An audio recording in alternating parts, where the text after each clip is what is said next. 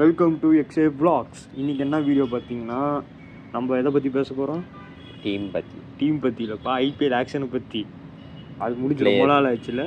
அது இருந்தாலும் எங்களோட ப்ரிடிக்ஷன் லெவனை பற்றி நாங்கள் இன்றைக்கி போட போகிறோம். இன்னைக்கு பார்த்தீங்கன்னா நான் ஒரு டீம் இவன் ஒரு டீம் அப்படின்னு சொல்லிட்டு ஆளுக்கு ஒரு டீம் எடுக்க போகிறோம். கடைசியாக வந்து நம்ம பங்காளிங்க, அப்புறம் சிஎஸ்கே, ஆர்சிபி, அப்புறம் மும்பை எல்லாம் பற்றிலாம் நம்ம கடைசியாக பேசுவோம். ஃபஸ்ட்டு நம்ம எந்த டீம் எடுக்கலாம்? நான் டெல்லி எடுக்கிறேன் first. KKR 3 time champions, 0 time champions வந்து நாங்கள் எடுக்கிறோம். First KKR. டெல்லிக்கு ஃபஸ்ட்டு டெல்லி ஸ்குவாடை நாங்கள் ப்ரிடிக்ட் பண்ணுறோம். டெல்லி ஸ்குவாடு பார்க்கும்போது நீ என்ன அது நினைக்கிறேன்? பவுலிங் பார்த்தீங்கன்னா டேஞ்சரான பவுலிங் லைனப் வச்சுருக்கிறாங்க. அப்போல்லாம் எனக்கு தெரியுதான், ஆனால் அந்த அளவுக்குலாம் இல்லை. நீங்கள் என்ன சொல்கிறீங்க? ஸ்டார்க் இருக்குன்னா பேசலாம். கீழே கமெண்ட்ல நீங்கள் சொல்லுங்கள் யார் பவுலிங் லைனப். இல்லைங்க, ஸ்டார்க் மிடில் ஸ்டார்க் இருக்க ஒத்துக்கிறேன். அது நடராஜன் ஓகே, 2 பேர் ஸ்ட்ராங்காக போகிறேன். ஓகேங்க. பவர் பிளே யார் பாப்பா? அதை நான் வந்து முகேஷ் இருக்கிற ஸ்டார்க் போடுவாங்க. அது அவங்க பிரச்சனைங்க, நம்ம சொல்ல வேண்டியது நம்ம கடமை. கைவேரா இந்த ஃபோன் கொஞ்சம் ஆஃப் ஆயிரும் அதுக்கால. ஆனால் புது கேப்டன் டெல்லிக்கு வர்றாரு, கேஎல் ராகுல். அவரோட கேப்டன்சி வேற பயங்கரமாக நான் நினைக்கிறேன். நீங்கள் எப்படி நினைக்கிறீங்க? No comments.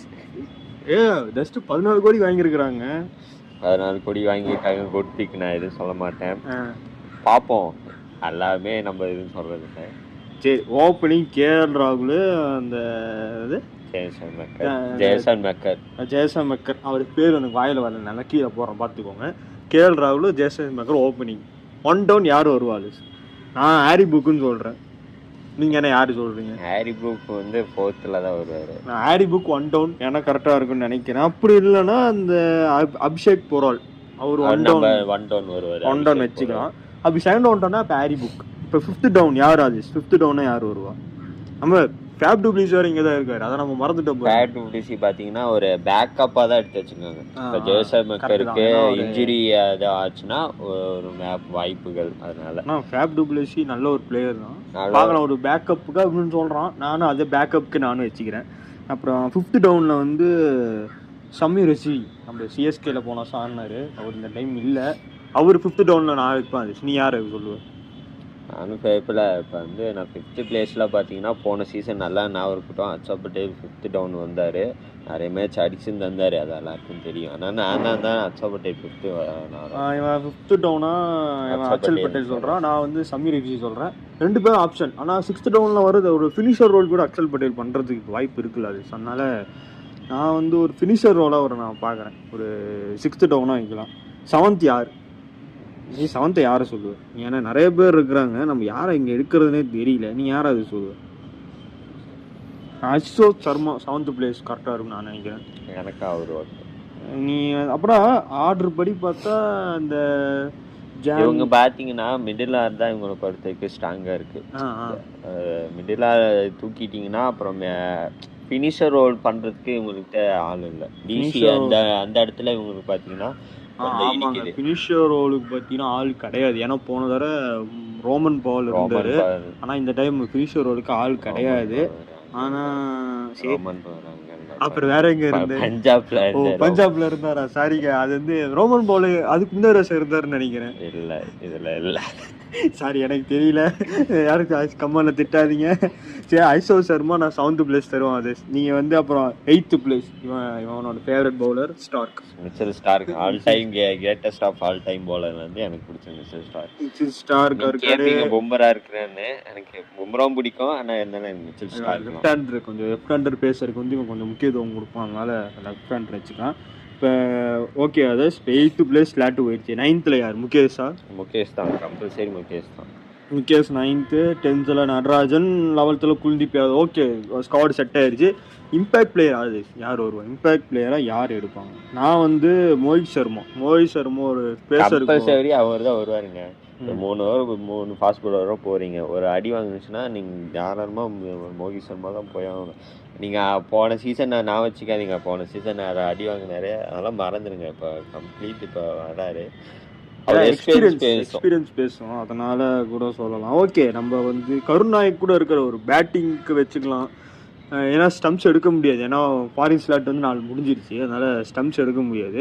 நம்ம வேணா கருண் நாயக் வந்து வைக்கலாம் நான் சொல்றேன். இந்த நாங்க சொன்ன ஸ்காட் பிடிச்சிருந்ததுன்னா நீங்க மேபி உங்களோட ப்ரெடிக்ஷன் டிசி எப்படி இருக்குன்னு சொல்லி நீங்க போடுங்க, அது நானும் பாக்குறோம். ஓகே, நம்ம சொன்னது ஒரு வேலை சிம்பரால் ஆகுதுன்னு பார்ப்போம். இப்ப தலைவரோட கேகேஆர் எப்படி இருக்குதுன்னு பார்ப்போம். 3 டைம் சாம்பியன்ஸ் கேகேஆர் 2 டைம் சாம்பியன்ஸ்ல. ஓ, இந்த போனஸ் தான் அடிச்சாங்க, நான் மறந்துட்டேன், அதே மறந்துட்டீங்க. சாரி, நாங்க பழைய காலத்துல இருக்கோம். இப்ப அந்த இடத்துல எனக்கு பெரிய பிரச்சனை, ஏன்னா யார் கேப்டன் நீங்க சொல்லுங்க, யார் கேப்டன்? வேற யாரு? அஜிகே ரகானே தான் கேப்டன் கேகேஆர். நான் வந்து ஒத்துக்க மாட்டேங்க. ஏன்னா பாத்தீங்கன்னா வருண் சக்கரவர்த்தி 23.75 கோடி வருண் சக்கரவர்த்தி கொடுத்துருக்கீங்க. அது வந்து வருண் சக்கரவர்த்தியா? சாரி, வெங்கடேஷ், சாரி நான் மறந்துட்டேன். ஓகே, இப்போ வந்து யாரு? GK Rahane captain. அப்போ வந்து பாத்தீங்கன்னா ஓப்பனிங் யார் வரும்? ஓப்பனிங் பாத்தீங்கன்னா இப்போ நீங்க லெஃப்ட் பாக்குறதா இருந்தா ஒண்ணு சுனில் நரேன், டிகாக் தாராளமா சுனில் நரேன், டிகாக். ஓ, ஓகே, செம்ம. போன தாரம் மாதிரி எனக்கு சால்ட் இருந்த இடத்துக்கு குருபாஸ் வேணும்னா நீங்க குருபாஸோட போகலாம் ஓப்பனிங். நீங்க நரேன் வந்து ஃபிக்ஸ்டு ஓப்பனிங் அவர் தான். அவர் கம்பல்சரி நரேன் தான். ஏன்னா அவர் போன சீசன் பாத்தீங்கன்னா டெரிஃபிக்கா ஆனாரு. கௌதம் கம்பீர் இதுல செம்மையா பிச்சுனாரு. இப்ப கௌதம் கம்பீர் இல்ல, அது உங்களுக்கு தெரியுமா? அது தெரியும். ஏன்னா இப்ப யார் வந்திருக்கானா, ஜிஜே பிராவோ வந்திருக்காரு. அதனால இப்ப பாத்தீங்கன்னா சொல்ல முடியாது. அது அவங்க ஓப்பனிங் எப்பனாலும் 3 பேர் இருக்காங்க ஆப்ஷனு. நம்மளோட ப்ரெடிக்ஷன் என்னன்னா டிகாக், அப்புறமேட்டு பாத்தீங்கன்னா சுனில் நரேன் அப்படின்னு நாங்க சொல்றோம். லெஃப்டா பாக்குறதா இருந்தீங்கன்னா நீங்க டிகாக், சுனில் நரேன். இல்ல எனக்கு சால்ட் இல்ல, சால்ட்டுக்கு பதிலா எனக்கு குருபாஸ் ரீப்ளேஸ்மெண்ட் அப்படின்னு நீங்க பாத்தீங்கன்னா குருபாஸ் அப்படின்றாங்க.